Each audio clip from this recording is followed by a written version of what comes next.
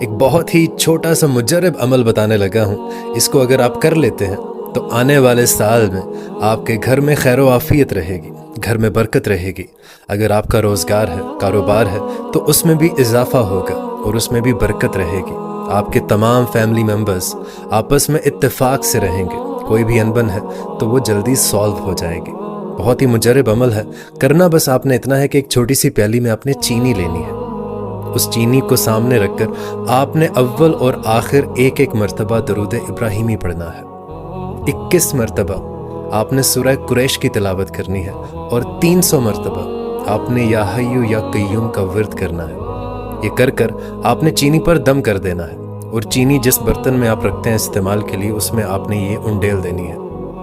اس برتن میں چینی آپ نے کم نہیں ہونے دینی۔ جب بھی چینی کم ہو آپ نے مزید اس میں ایڈ کر لینی ہے، اور جب بھی ضرورت ہو وہیں سے چینی آپ